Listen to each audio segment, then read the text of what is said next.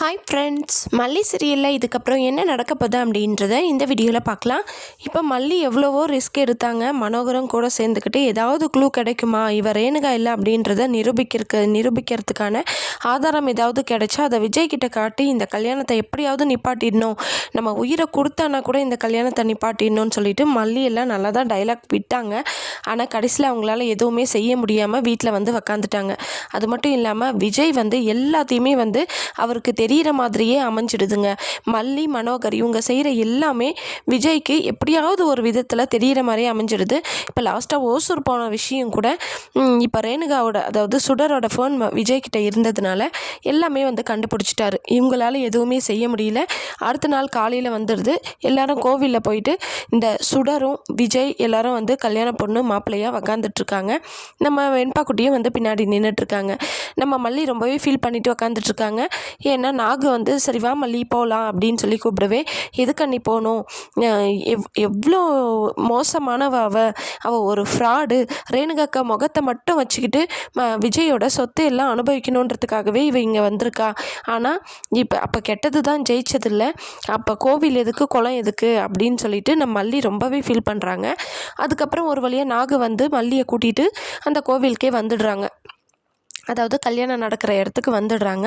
So இப்போ 2 பேருமே வந்து மணமேடையில் உக்காந்துட்ருக்காங்க. தாலியை எடுத்து விஜய்கிட்ட கொடுத்தா விஜய் வந்து அதை இந்த சுடரோட கழுத்தில் கட்ட போகிறாரு. அது மட்டும்தான் பாக்கியாக இருக்குது. மற்றபடி எல்லாமே ரெடியாக இருக்குது.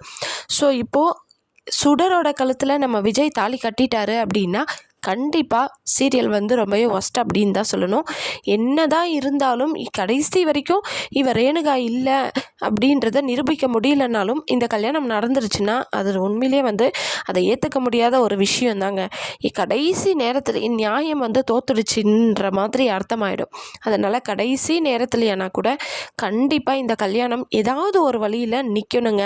இவர் ரேணுகா இல்லை சுடர் தான் அப்படின்றத நிரூபித்து நின்றாலும் சரி, அப்படி நிரூபிக்க முடியலன்னா வேறு ஏதாவது ஒரு வழியில் இந்த கல்யாணம் நிற்கணும். இல்லைனா கரெக்டாக தாலி கட்டுற நேரத்தில் நம்ம மல்லி வந்து மயக்கம் போட்டு கீழே விழுந்துடணும். அப்படி இல்லைன்னா நம்ம வெண்பா குட்டியை கூட மயக்கம் போட்டு கீழே விழுந்துடணும்.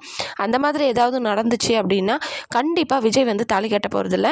அதுவும் நம்ம வெண்பா குட்டி மயக்கம் போட்டு விழுந்தாங்கன்னா உடனே தூக்கிட்டு ஹாஸ்பிட்டலுக்கு போவார், இந்த கல்யாணம் நின்றும். ஸோ அப்படி இல்லை அப்படின்னா கல்யாண பொண்ணாக தூக்கிட வேண்டியது தாங்க.